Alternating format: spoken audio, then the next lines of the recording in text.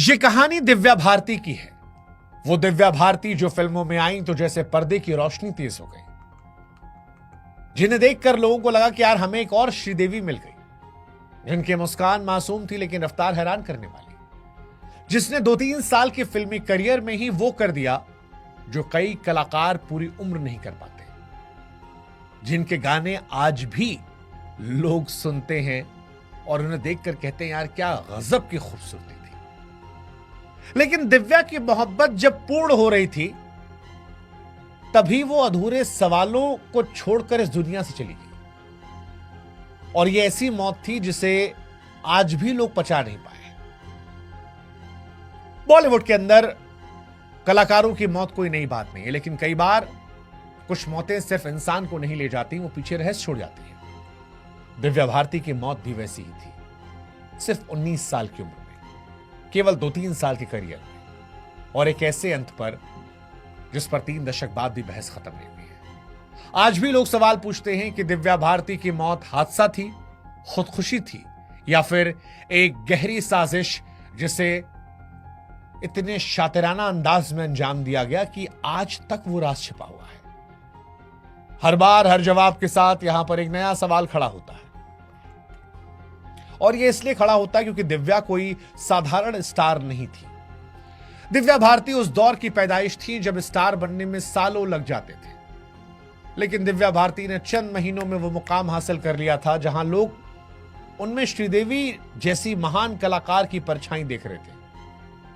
दिव्या की खूबसूरती, उसके एक्सप्रेशन, कैमरे के सामने उनकी सहजता, ये लोगों को हैरान कर रही थी।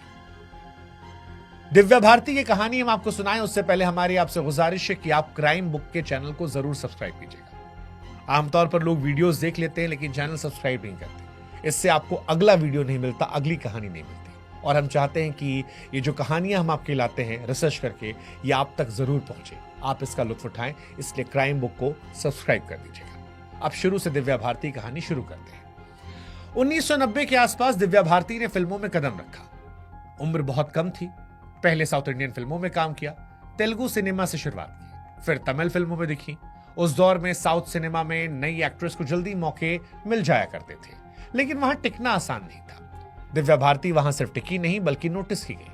मुंबई पहुंचते ही जैसे किस्मत ने रफ्तार पकड़ ली। जहां एक नई अभिनेत्री को इंडस्ट्री में घुसने में सालों लग जाते हैं, वहीं दिव्या भारती ने एक ही साल में करीब 10 फिल्में साइन कर ली। कुल मिलाकर 14 हिंदी फिल्में, जिनमें 3 उनकी मौत के बाद रिलीज हुई, जबकि उसमें 80% से शूटिंग ज्यादा हो चुकी थी। दिव्या की फिल्म विश्वात्मा का गाना सात समंदर पार, जिसे आजकल कार्तिक आर्यन ने भी रिक्रिएट किया है और लोग कह रहे हैं कि क्या वाहियात रिक्रिएशन है। यह गाना उस दौर में जब दिव्या भारती पर फिल्माया गया था तो यह सुपर डुपर हिट हुआ था। आज भी घर घर में इस गाने को लोग देखते, सुनते, जानते हैं। शादियों में अक्सर यह बजता है। शाहरुख खान की फिल्म दीवाना आपको याद होगी। दीवाना जैसी फिल्म में शाहरुख खान और ऋषि कपूर के साथ काम मिला। दिव्या भारती ने अपने काम से प्रभावित किया। शोला और शबनम में गोविंदा के साथ उनकी जोड़ी जबरदस्त हिट रही। सिर्फ 2 साल में दिव्या भारती इंडस्ट्री की टॉप यंग एक्ट्रेस में गिनी जाने लगी। कुल मिलाकर करीब 20 फिल्में, जिसमें 14 हिंदी की थी और 6 साउथ की, और यह सब तब जब उनकी उम्र केवल 19 साल थी या उससे भी कम थी। इसी तेज रफ्तार जिंदगी के बीच उनकी मुलाकात होती है साजिद नाडियावाला से। शोला और शबनम के सेट पर गोविंदा के जरिए पहली मुलाकात, फिर बातचीत बढ़ी, नजदीकियां बढ़ी, और बहुत कम वक्त में प्यार हो गया। साजिद नाडियावाला उस वक्त इंडस्ट्री में एक उभरते हुए प्रोड्यूसर थे, लेकिन एक सच्चाई यह भी थी कि वो पहले से शादीशुदा थे। इसके बावजूद साल 1992 के आखिरी महीनों में दिव्या भारती और साजिद नाडियावाला ने इस्लामिक तरीके से शादी कर ली। काजी ने निकाह पढ़ाया। दिव्या भारती का नाम बदलकर सना नाडियावाला हो गया।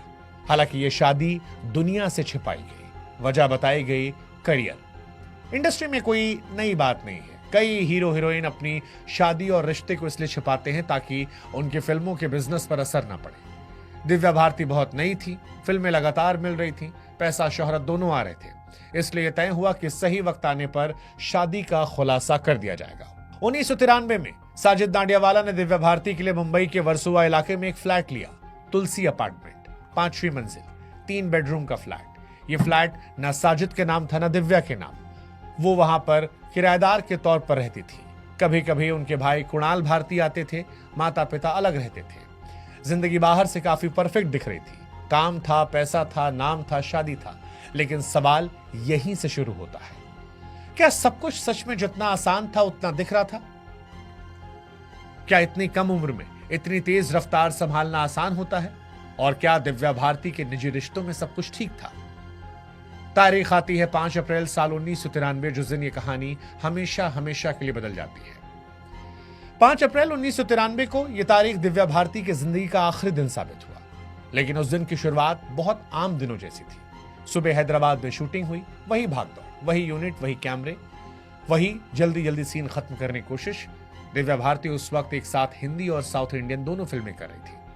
यही वजह थी कि उनका शेड्यूल बहुत टाइट था।